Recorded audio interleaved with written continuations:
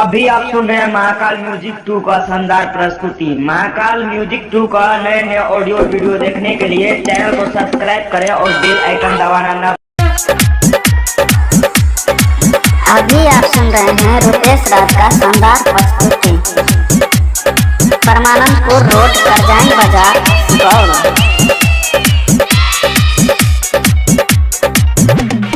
कौन बाजार के नारियल चुआवला, कौन बाजार के कुसवा।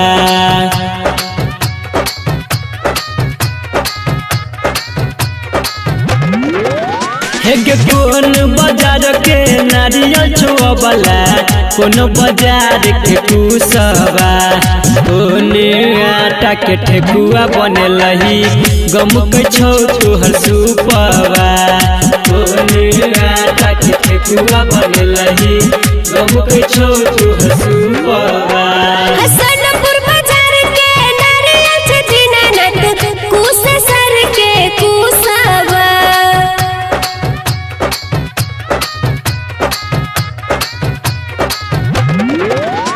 हसनपुर बाजार के नारियल से दीनानाथ कुससर के कुसवा।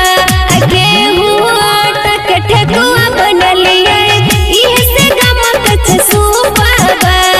गेहूं आटा के ठेकुआ बनलिए, इहे से गमक छ सुपवा।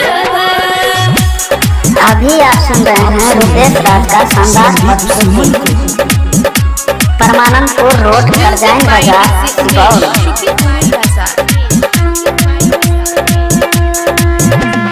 कथिले अब सुन गे अबला, कर छी हमर बरतिया।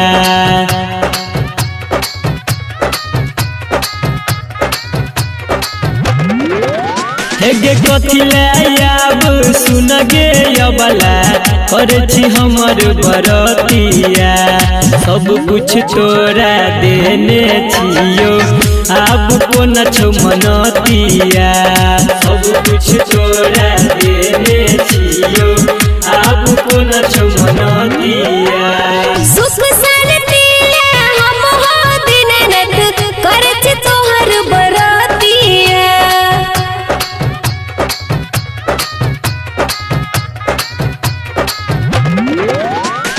सुख शांति हम हो दीनानाथ, करछ तोहर बरतिया।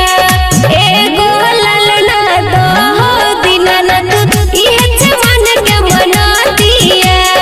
एगो ललना दहो दीनानाथ, इहे छ मन के मनतिया। अभी आप सुन रहे हैं रुपेश राज का शानदार प्रस्तुति। परमानंदपुर रोड करजाइन बाजार गौड़। Music by DJ 9334814140।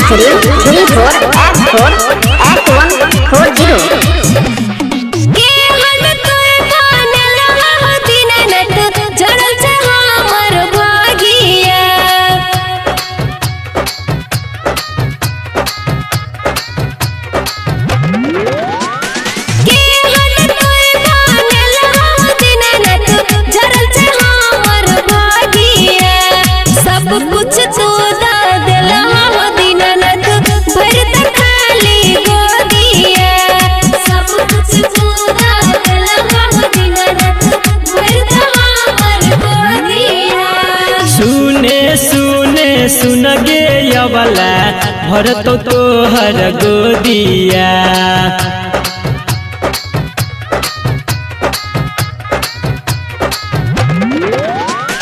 सुने सुने सुन गे अबला, भरत तोहर गोदिया। भोरे भोरे छठी मैया के देवही जय रगिया। भोरे भोरे छठी मैया के देवही जय रगिया।